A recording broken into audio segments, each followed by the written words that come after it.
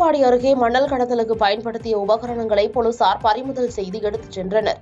திருப்பத்தூர் மாவட்டம் வாணியம்பாடி அடுத்த மேட்டுப்பாளையம் பாலாற்று மேம்பாலம் கீழ்ப்புறமாக மர்ம நபர்கள் மணல் கொள்ளையில் ஈடுபட்டுள்ளனர். இதை அறிந்த அப்பகுதி மக்கள் சிலர் போலீசாருக்கு கொடுத்த தகவலின் பேரில் சம்பவ இடத்திற்கு வந்தனர்.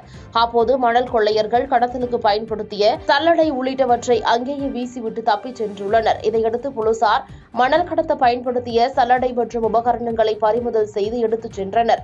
மேலும் மணல் கடத்தும் கும்பல் குறித்து விசாரணை மேற்கொண்டு வருகின்றனர். இதுகுறித்து பொதுமக்கள் கூறுகையில், தொடர்ந்து மணல் கொள்ளை நடைபெற்று வருவதால் பாலம் மேலும் பழுதடைய வாய்ப்புள்ளதாகவும், பாலாற்றில் மணல் கொள்ளை நடக்காமல் இருக்க போலீசார் நடவடிக்கை எடுக்க வேண்டும் என்று கோரிக்கை வைத்துள்ளனர்.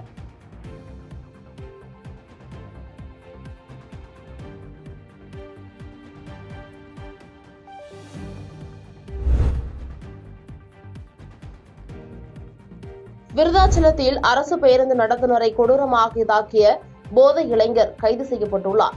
கடலூரிலிருந்து விருதாச்சலம் நோக்கி சென்ற அரசு பேருந்தை வசந்தகுமார் என்பவர் இயக்கியுள்ளார். அப்போது விருதாச்சலம் சிதம்பரம் ரவுண்டானா பகுதியில் அரசு பேருந்து வந்து கொண்டிருந்த போது திடீரென மது போதையில் இருந்த இளைஞர் ஒருவர் பேருந்தை வழிமறித்து தகராறில் ஈடுபட்டுள்ளார். அப்போது அரசு பேருந்து நடத்துனர் அருள்ராஜ் நகர்ந்து செல்லுமாறு கூறியுள்ளார். இதனால் ஆத்திரமடைந்த இளைஞர் நடத்துனர் அருள்ராஜை தாக்கியுள்ளார். பின்னர் சக ஓட்டுநர்கள் ஒன்று கூடியதால் போதை இளைஞர் தப்பித்து ஓடியுள்ளார். இதையடுத்து இளைஞரை கைது செய்ய கோரி ஓட்டுநர் மற்றும் நடத்துனர்கள் போராட்டத்தில் ஈடுபட்டதால் பரபரப்பு ஏற்பட்டது. இதுகுறித்து தகவல் அறிந்த விருதாச்சலம் காவல்துறையினர் சம்பவ இடத்திற்கு வந்து அரசு பேருந்து ஊழியர்களிடம் பேச்சுவார்த்தையில் ஈடுபட்டு நடவடிக்கை எடுப்பதாக கூறியதன் பேரில் போராட்டத்தை கைவிட்டு கலைந்து சென்றனர். இதுகுறித்த காவல்துறையின் முதற்கட்ட விசாரணையில் கஸ்பா பகுதியைச் சேர்ந்த தனுஷ் என்பதும் அவரை கைது செய்து விசாரணை மேற்கொண்டு வருகின்றனர்.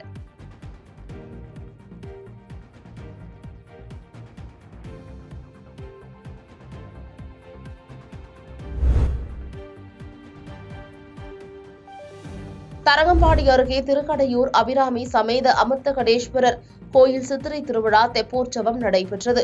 மயிலாடுதுறை மாவட்டம் தரங்கம்பாடி தாலுகா திருக்கடையூரில் அபிராமி சமேத அமிர்தகடேஸ்வரர் கோயில் அமைந்துள்ளது. இக்கோயிலில் சிறப்பு ஹோமங்கள் செய்து சுவாமி அம்பாளை வழிபட்டால் நீண்ட ஆயுள் கிடைக்கும் என்பது ஐதீகம். இத்தகைய சிறப்பு பெற்ற கோயிலில் ஆண்டுதோறும் 14 நாட்கள் நடைபெறும் சித்திரை திருவிழா கடந்த 6ஆம் தேதி கொடியேற்றத்துடன் தொடங்கியது.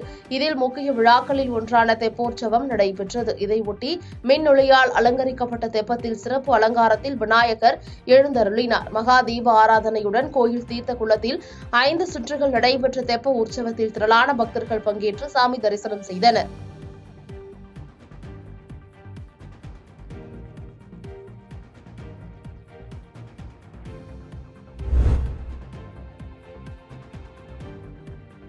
காஞ்சி ஸ்ரீ கச்சபேஸ்வரர் திருக்கோயில் பிரம்மோற்சவத்தின் 10ஆம் நாள் வெள்ளித்தேரில் ஸ்ரீ சுந்தராம்பிகை உடனுரை ஸ்ரீ கச்சபேஸ்வரர் வீதி உலா வந்தார். காஞ்சிபுரத்தில் உள்ள ஸ்ரீ சுந்தராம்பிகை உடனுரை ஸ்ரீ கச்சபேஸ்வரர் ஆலயம் காஞ்சிபுரம் பேருந்து நிலையம் அருகே அமைந்துள்ளது.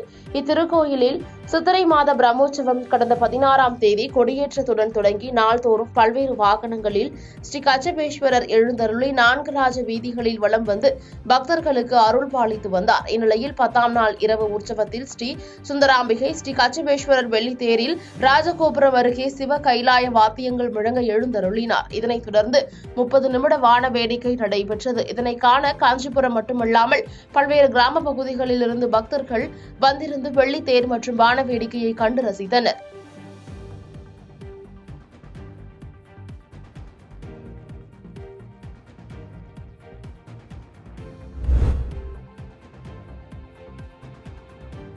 உடுமலையில் மாரியம்மன் கோயில் தேர் திருவிழா விமர்சையாக நடைபெற்றது.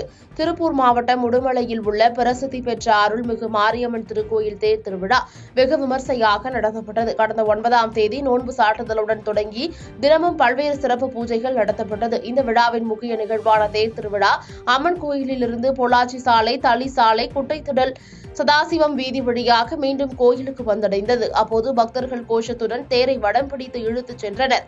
கேரளாவிலிருந்து வரவழைக்கப்பட்ட ஆண் யானை சாது தேரை முட்டித்தள்ள பக்தர்கள் தேரை இழுக்க உதவியது.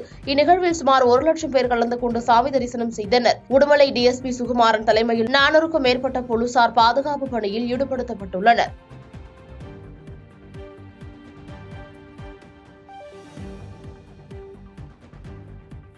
பாதகம் செய்பவரை கண்டால் நாம் பயங்கொள்ளலாகாது பாப்பா.